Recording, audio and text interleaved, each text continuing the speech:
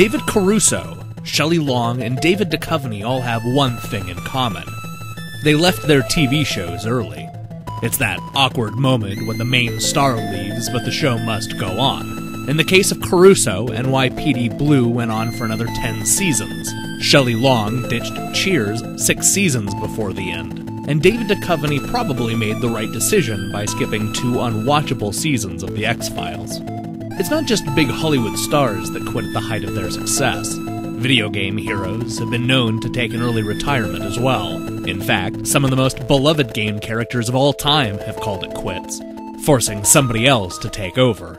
Let's see if your favorite star is a quitter when we look at the 5 famous characters that called it quits.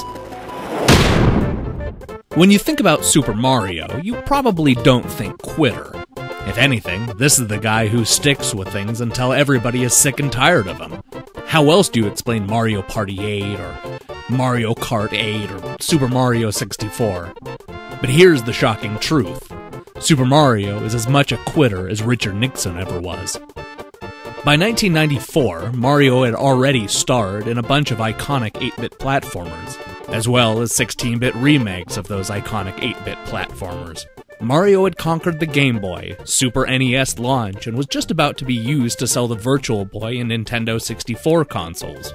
And don't forget about the movies, TV shows, and cartoons. With so many projects going at once, it's no wonder Mario decided to drop one of his franchises. After starring in 2 well-received Super Mario Land games, the Italian plumber decided to skip out on Super Mario Land 3. In his place was a new character, the ornery cheapskate Wario. This new direction was a hit, and Wario Land spawned several sequels and spin-offs. Wario's popularity continues to grow, thanks to new games like Game & Wario on the Wii U. And all of this happened because Mario decided to quit. Think you have problems? Think again, because they're nothing compared to being a Belmont. First, you have to train to use a whip, and then every 100 years, Dracula creates a castle out of thin air and tries to kill you. Trust me, it's much worse than your loveless marriage and blowhard boss.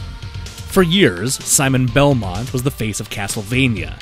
Not only did he stake Dracula in the 1987 original, but Simon also made it a point to hunt vampires in Castlevania II: Simon's Quest, Super Castlevania IV, Haunted Castle, and the appropriately named Vampire Killer.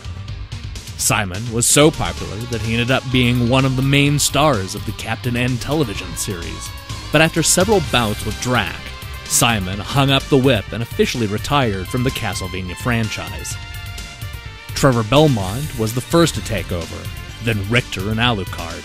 These days, the Castlevania franchise is a revolving door of unique characters. You have Nathan Graves, Just Belmont, Leon Belmont, Gabriel Belmont, and the list goes on and on.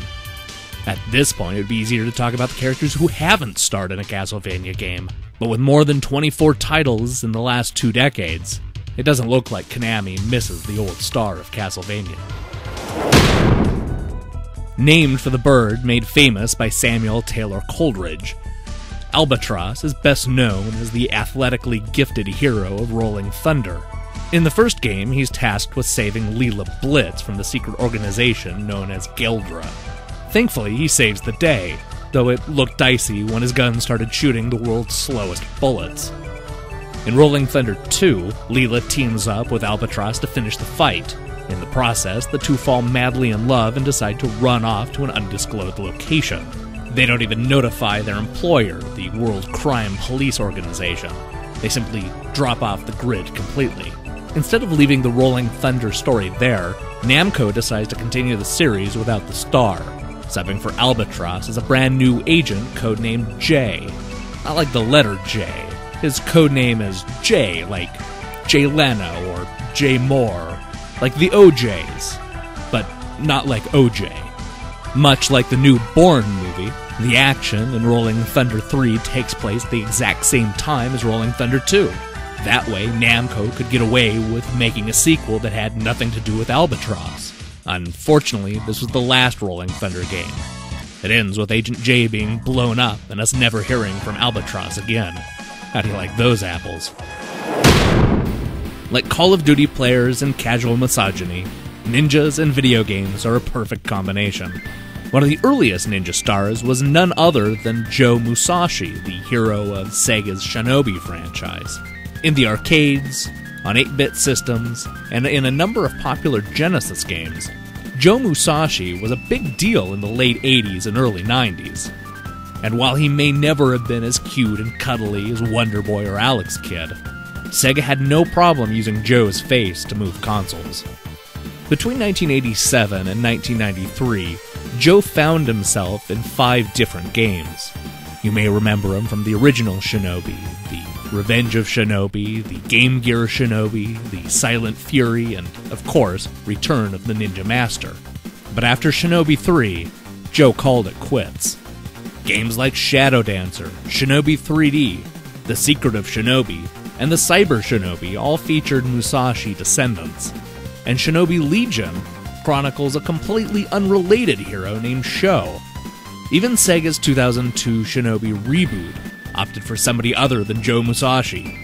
This is Hatsuma, the new star of Shinobi, and this is Hibana, the protagonist of the Shinobi spin-off Nightshade. Somewhere in this giant world, Joe Musashi enjoys his retirement by completely ignoring what has become of the Shinobi name. He put in his years. Now it's time for a new generation to take over. Maybe one of these days Sega will get it right. After his explosive showdown at Shadow Moses, there was no question that Solid Snake was the star of Metal Gear Solid. Magazines and websites from around the world were quick to name him as one of the greatest video game heroes of all time, and even TV shows began to emulate Snake's no-hold-barred brand of tactical espionage action. But then a funny thing happened. Just as Solid Snake was at his most popular, he walked away from the Metal Gear Solid franchise. Although Snake makes a brief appearance in Metal Gear Solid 2, Sons of Liberty ends up being a story about a brand new character named Raiden. Metal Gear Solid 3 brought us yet another character, Big Boss, also known as Naked Snake, who also starred in Peace Walker, Portable Ops, and the upcoming sequel, The Phantom Pain. At this point, Big Boss has been in more games than the so-called star of Metal Gear Solid. To his credit, Solid Snake did return to Metal Gear Solid 4, Guns of the Patriot, where he played a rapidly aging hero on one final mission. But alas, all this did was prove what many already knew. Naked Snake is a far more interesting character, living in a much more intriguing era. Big Boss is a conflicted character, often being forced to toe the line between hero and traitor. He lived through a time when there was still mystery in the world. Solid Snake is just a clone. As far as I can tell, Big Boss is the real star of Metal Gear Solid. Did I miss anything? Make sure and let me know in the comments below and hit that subscribe button.